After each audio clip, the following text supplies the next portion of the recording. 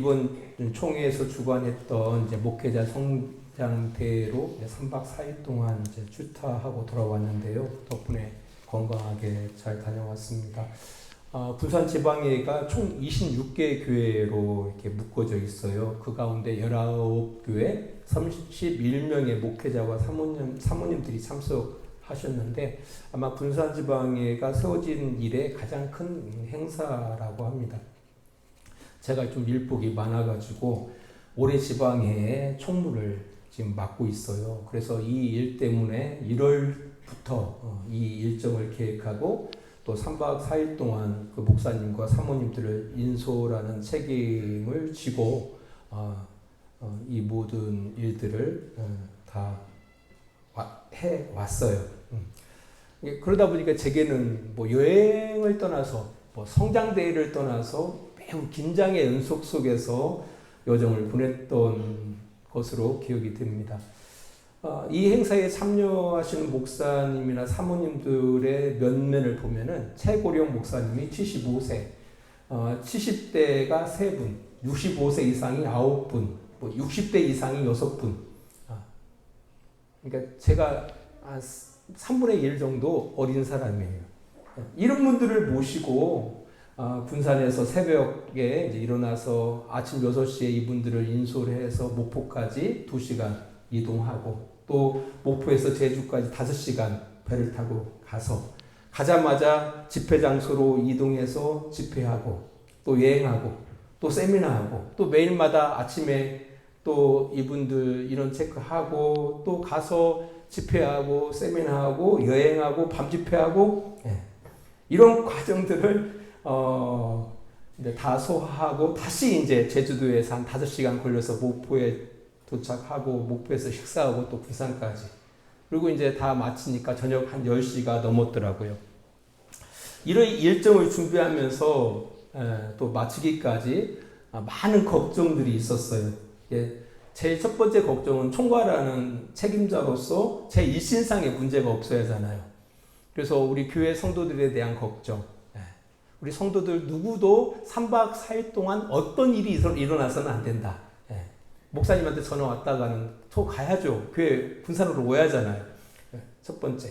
그리고 노령의 어머님, 또 처가 뭐 장인 장모님, 아무 일이 없어야 하잖아요.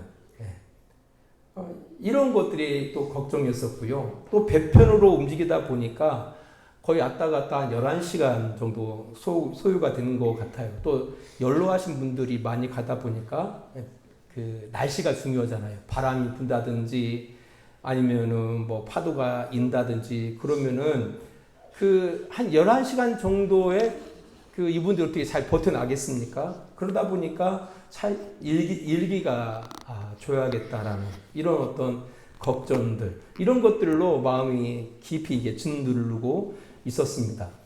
이런 과정 속에서 아무튼 행사 전부터 진행하고 끝날 때까지 매 순간마다 이제 뼈저리게 느끼는 것이 그런 거예요.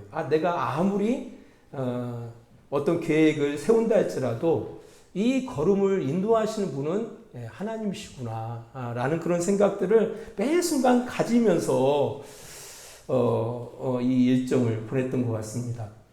그러면서 어떤 생각을 갖게 됐냐면은 우리는 이제 모든 것들이 일상이라고 생각하거든요. 그러니까 하루하루 그냥 이렇게 산다고 생각해요. 이게 하나의 일상이라고 생각하는 것이 오해라는 생각이 들더라고요. 그렇지 않습니까? 제가 일정을 다 준비하고 또 주관하고 있는데 어머님이나 우리 처가 장인 장모 어떤 일이 생겨봐요. 못해요 아무것도. 그래서 이게 생각해 보니까 이게 일상이 아니구나.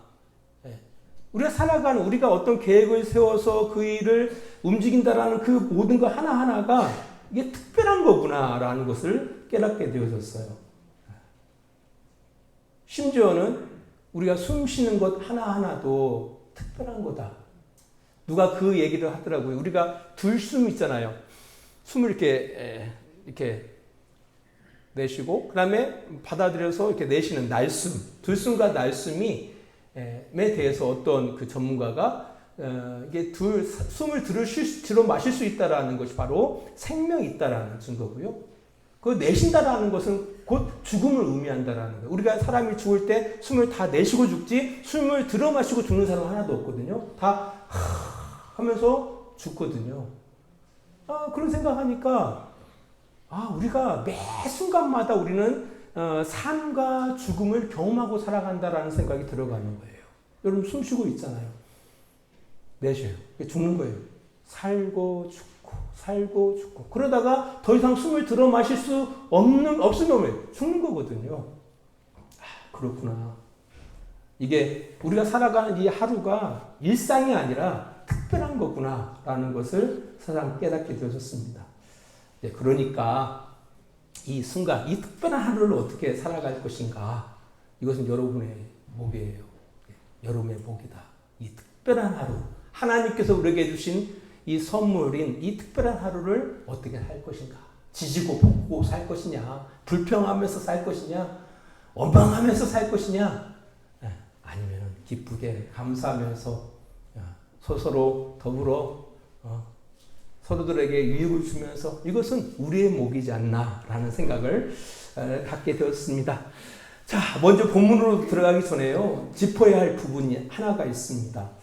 우리들이 보는 개정 성경에는 빠져 있지만 언문에는 기록되어져 있는 중요한 단어 하나가 있습니다. 아모스 2장 9절입니다. 내가 아모리 사람을 그들 앞에서 멸하였나니 그 키는 백향목 높이와 같고 강하기는 상수리 나무 같으나 내가 그 위의 열매와 그 아래의 뿌리를 진멸하였느니라. 아멘. 그 내가 앞에 빠진 단어가 있어요. 그러나 그런데도라는 단어가 빠져 있습니다. 영어 성경에는 정확하게 기록되어 있어요. at이라는 단어가 기록되어 있는데 우리 이제 한글 개역 개정에는 이게 빠져 있어요. 이게 사실 중요한 단어예요. 이 at이라는. 그런데도, 그러나 이런 이 단어가 매우 중요한 단어거든요. 이제 왜 중요하냐면은 앞에 지난주에 설교를 했지만 6절로부터 8절까지의 내용과 앞으로 우리가 오늘 볼 9절부터 그 이하의 내용을 이어주는 아주 중요한 접속사예요. 그러나, 그런데도. 또 한 가지는 바로 뭐냐면은 그러나, 그런데도라는 그 뉘앙스가 있죠. 어떤 접속사입니까? 앞에 있는 문장하고 정반대의 어떤 내용이 나온다라는 것을 우리로 하여금 짐작하게 하는 그런 접속사거든요. 대두되어지는 것. 이것을 우리가 생각할 수가 있다라는 겁니다. 앞에 말씀을 드렸어요. 하나님께서는 아모스를 통해서 북이스라엘의 심각한 죄들을 드러내고 그들을 향하여 반드시 심판하실 것이라고 말씀하셨습니다. 그죠? 그러니까 하나님의 기대에 정반대로 이스라엘 백성들이 살아가는 거예요. 그런데도라는 거죠. 그런데도 하나님께서는 이스라엘을 향하여 구원하셨고 구원을 이루어 가시고 있었다라는 거예요. 아모스서 2장 9절로 11절입니다. 내가 아모리 사람을 그들 앞에서 멸하였나니 그 키는 백향목 높이와 같고 강하기는 상수리 나무 같으나 내가 그 위의 열매와 그 아래의 뿌리를 진멸하였느니라. 내가 너희를 애굽 땅에서 이끌어내어 40년 동안 광야에서 인도하고 아모리 사람의 땅을 너희가 차지하게 하였고. 여기서 아모리 사람이라는 것은 가나안, 지금 팔레스타인의 그 당시 대표적인 부족을 이야기합니다. 그들의 키는 백향목 높이 같고, 백향목은 큰 나무거든요. 아름들이 큰 높이 같고 강하기는 상수리 나무 같았다고 이야기해요. 상수리 나무가 엄청 강한 나무라고 해요.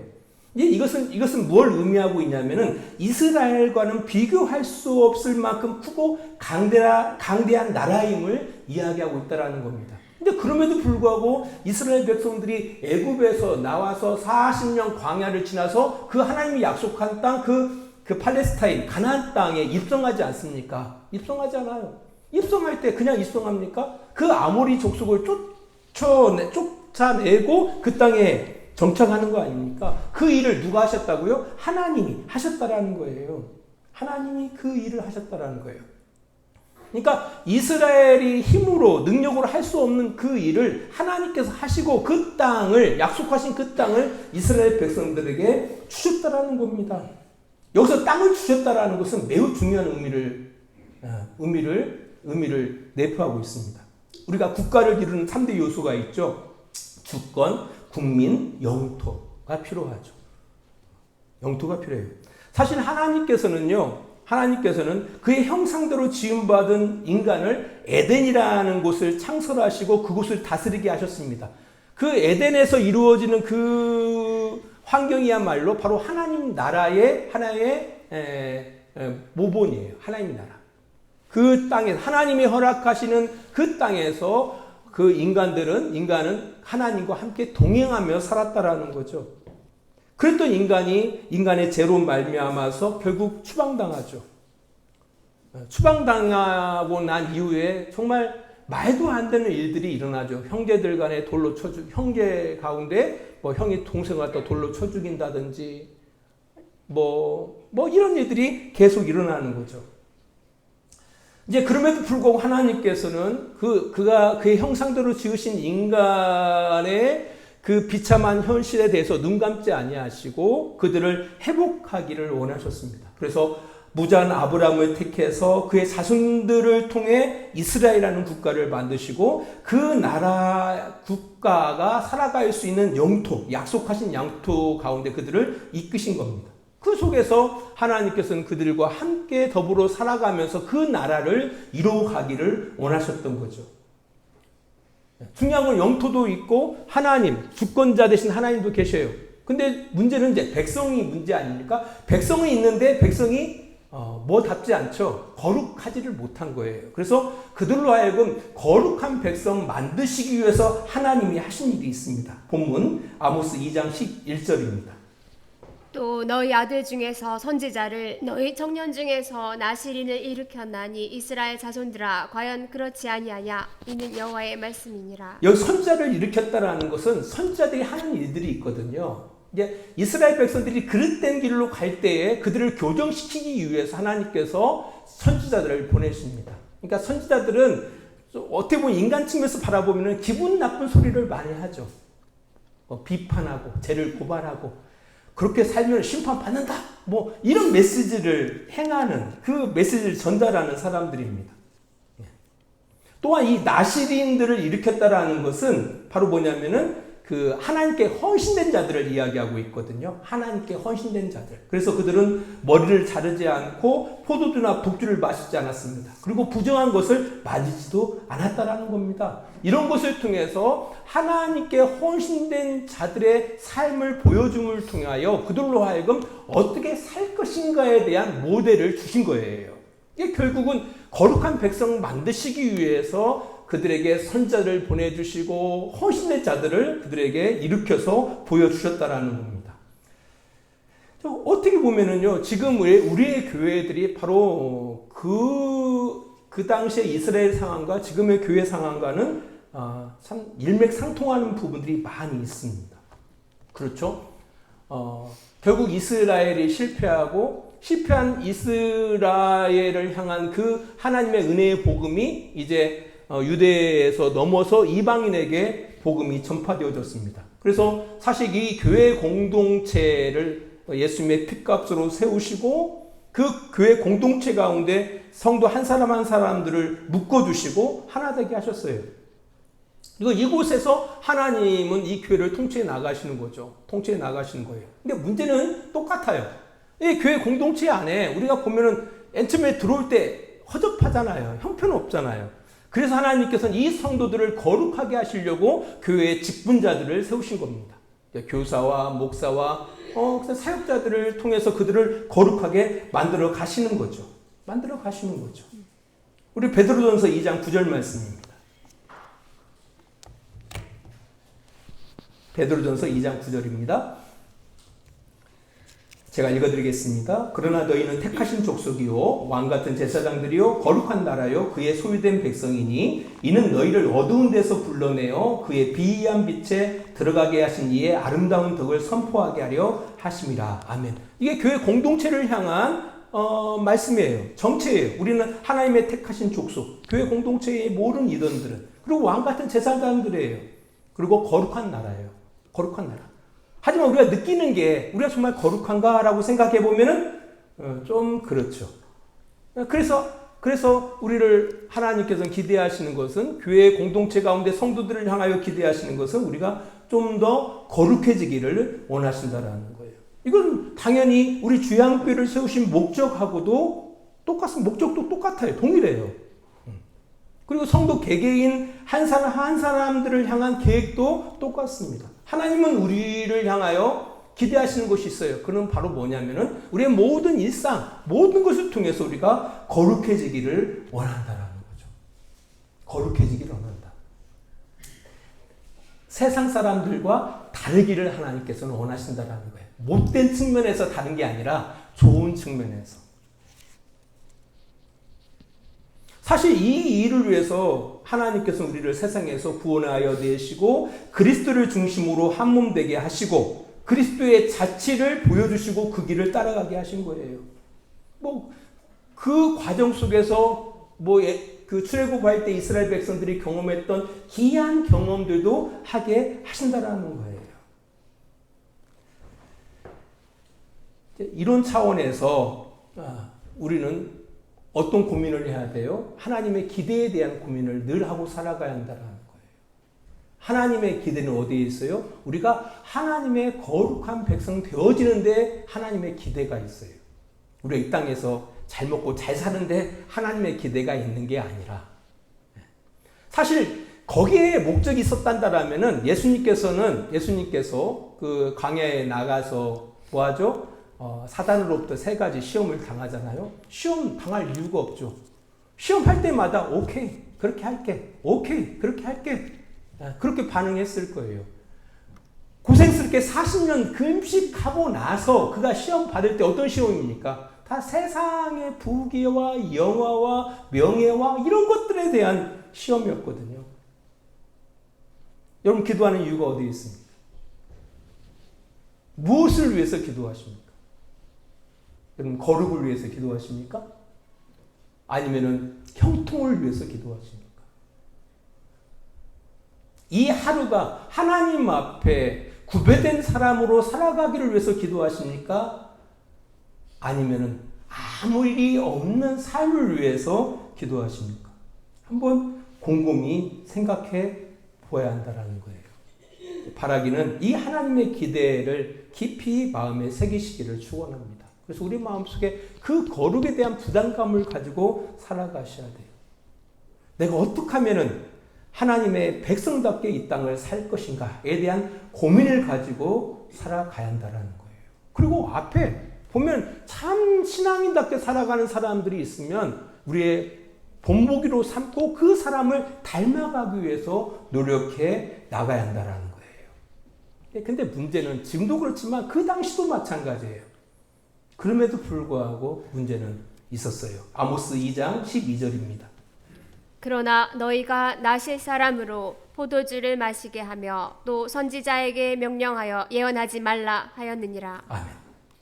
이스라엘도 동일한 기대 가운데 그들을 부르시고 그들을 향하여 하나님께서 은혜를 베푸셨는데 그리고 그들을 교정시키기 위해서 끊임없이 선지자를 보내시고 나실인들을 일으켜서 본을 삼게 하셨는데 그들이 어떻게 했다고요? 그 나실인들로 하여금 포도주를 마시게 하고 약속을 못 지키게 하는 거예요. 그러니까 본된 삶을 살아가지 못하게 만든 거예요. 누가? 이스라엘 사람들이. 이뿐 아니라 선지자들, 그들을 그릇된 길에서 돌이켜서 바른 길을 가게 해야 할 그 선지자들에게 오히려 명령해서 예언하지 말게 했다라는 거예요. 예언하지 못하도록 했다라는 거예요. 여러분들 교회 와서 듣기 좋은 소리를 기대하시고 교회 오시면 안 됩니다. 듣기 좋은 소리를 기대하고 교회 오시면 안 돼요. 교회 오면은 위로를 받아. 교회 오면은 마음의 평안을 얻어. 그것도 좋아요. 하지만 자기의 삶을 좀 돌아봤을 때 자기를 조금 객관할 필요가 있거든요. 내가 그릇된 길로 갈 때는 좀 책망의 소리를 들어야 돼요. 최근에 지난주에 제가 어떤 한 권사님한테 막 호통을 쳤어요. 근데 제가 그 권사님은 도통 칠 일은 없거든요. 근데 이제 좀 그런 일이 있었어요. 그래서 저는 걱정을 했어요. 시험 들면 어떡하지? 너무 감사한 것은 오히려 고맙게 여기시더라고요. 목사님 맞아요. 목사님 때문에 정신을 차렸어요. 라고 이렇게 너무 감사했어요. 뭐 듣기 싫은 것을 갖다가 그냥 안 듣는 거에서 떠나서 이 북이스라엘 사람들은 더 적극적으로 그 하나님의 기대를 갖다가 저버리는 거예요. 그래서 선자들로 하여금 연하지 마라고 이야기하고 나신들인들을 갖다가 오히려 유혹을 해가지고 하나님과 그들의 약속을 갖다가 저버리게 만들었다라는 거예요.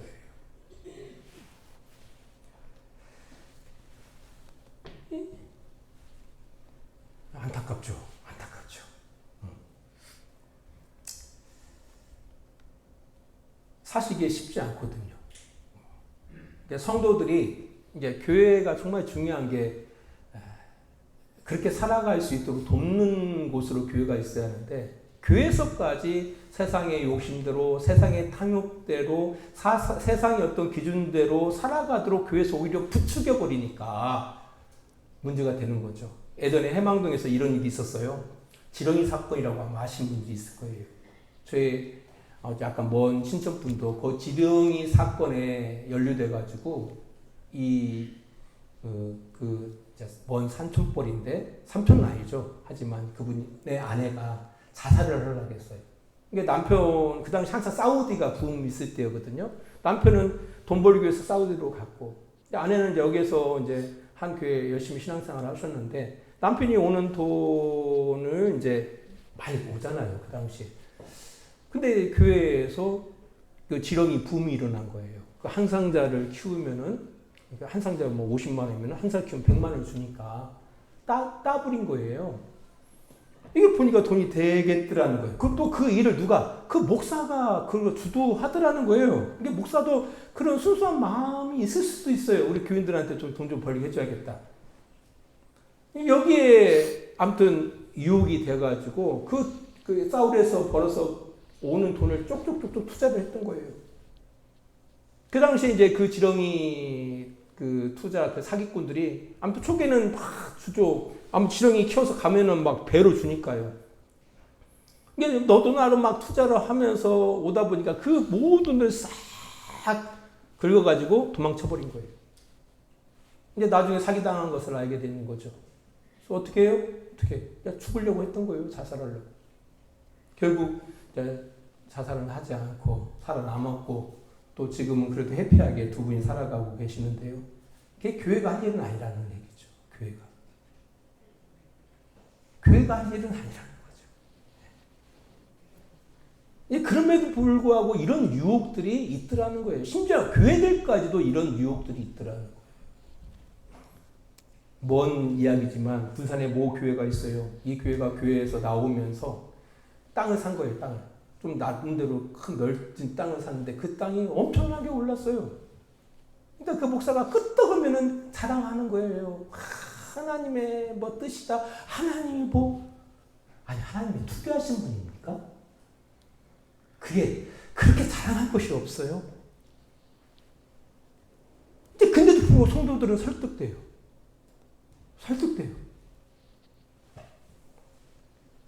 정신 바짝 차려야 돼요. 성도들도.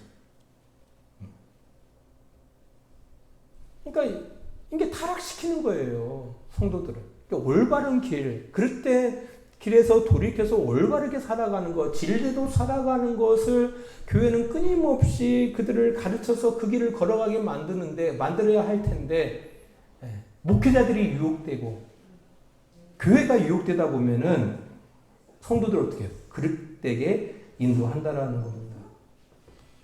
우리 주양교는 어떤지, 여러 성도들은 어떤지 한번 잘 생각해 보셔야 돼요.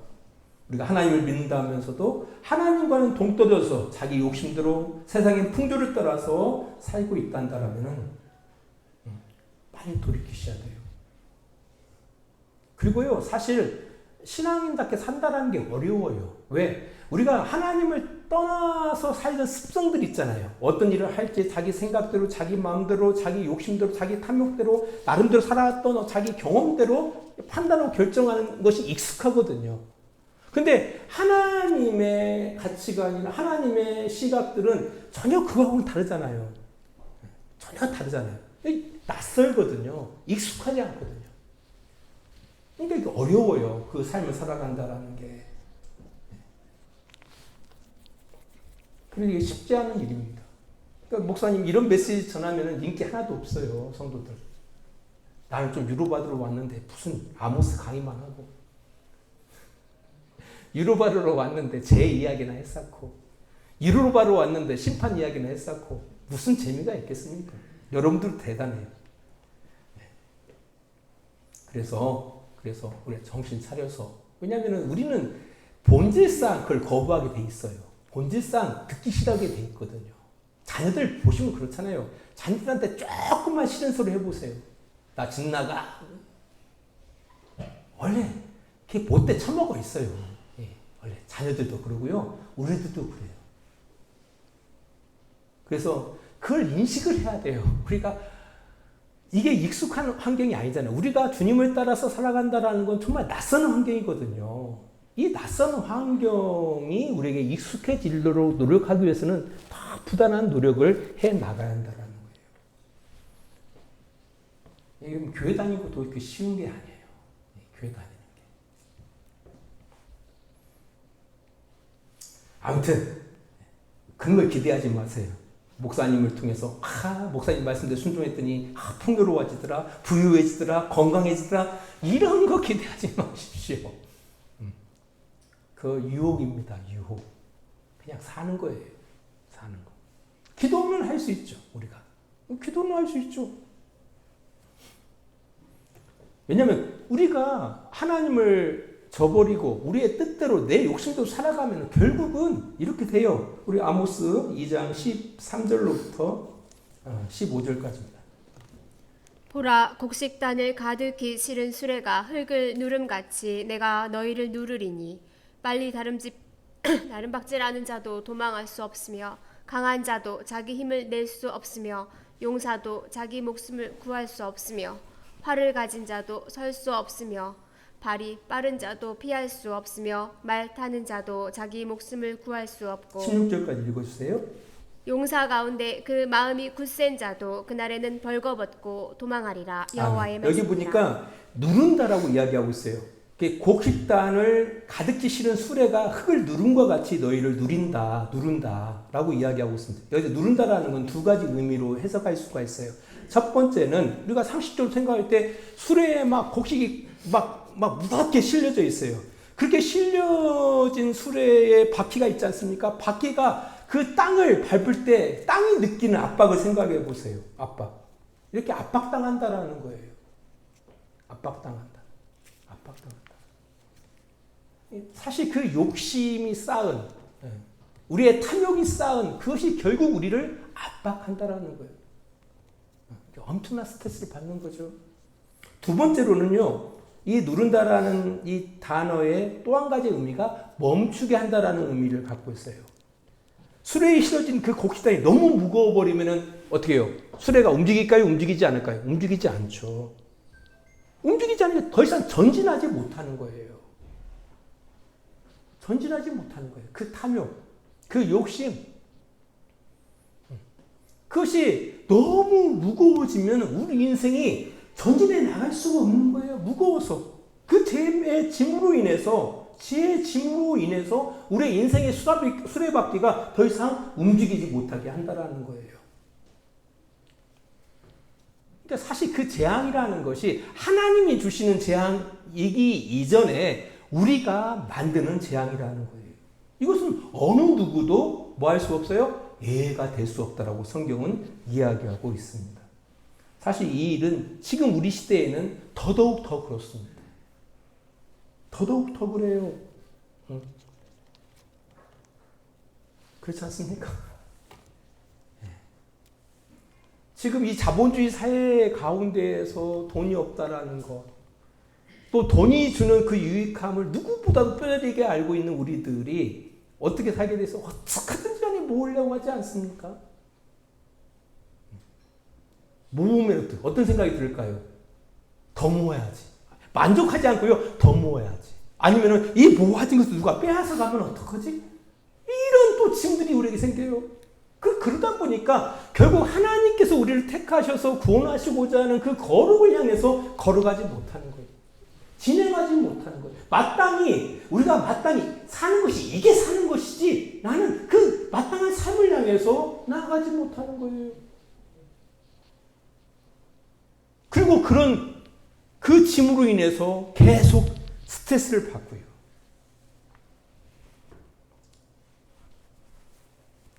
우리 시대에도 예외가 없다라는 겁니다. 말씀의 기로를 맺으면서요.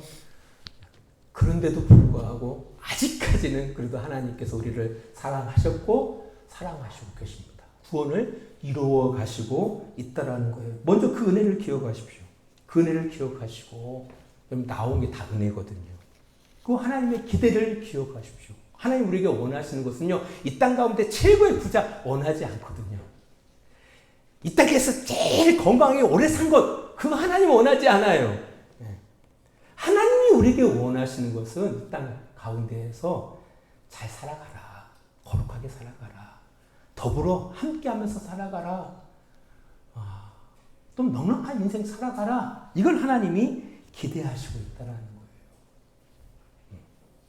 그 기대를 향해서 좀 쓴소리가 들어오더라도 나를 올바르게 이끌고자 하나님께서 이 사람을 통해서 말씀하시는구나 라고 생각하시고 받아들이시고 그 반응이 나가야 한다는 거예요. 그걸 좋은 꼴을 보면서 좋은 모습을 바라보면서 그 사람을 닮아가려고 제일 우리가 닮아가야 할 대상은 예수님 아니십니까? 그 예수님의 삶을 우리가 배우면서 그 삶을 배우기 위해서 끊임없이 노력해 나갈 때에 우리가 하나님의 백성으로서 우리가 거룩한 그 길을 걸어가는 그래서 하나님이 우리를 향하여 애쓰시는 그 노력들이 헛수고가 되지 않는 그런 복된 삶을 살아갈 수가 있는 겁니다. 기도하겠습니다. 하나님 감사합니다. 우리가 하나님이 그럼에도 불구하고 우리를 은혜하셨고 지금도 은혜하시고 있습니다. 하나님의 기대는 우리로 하여금 거룩한 백성 되는 겁니다. 사람답게 살아가는 겁니다. 하나님을 기억하고 사람들 간에 서로 사랑하면서 더불어 살아가는 것을 하나님이 기대하십니다. 각각 우리의 가족들, 내 아내, 내 남편, 내 자녀들, 내 주변의 사람들을 사랑하고 함께 동고동락하면서 함께 울어주고 함께 웃으면서 살아가는 것을 하나님이 기대하십니다. 이 기대를 향하여 끊임없이 도전받고 걸어갈 수 있는 복된 우리 주양교회 성도들 되게 하여 주시옵소서. 이제는 우리를 사랑하시는 우리 아버지 하나님의 그 크신 사랑하심과 예수 그리스도의 십자가의 은혜하심과 성령의 감화와 감동과 지키시고 인도하심이 온도 시간을 구별하여 주님 앞에 나와 예배하는 귀한 성도들의 머리 위에와 그들의 직장과 사업장 위에 하나님의 놀라우신 사랑이 늘 함께해 주시기를 간절히 축원하옵나이다. 아멘.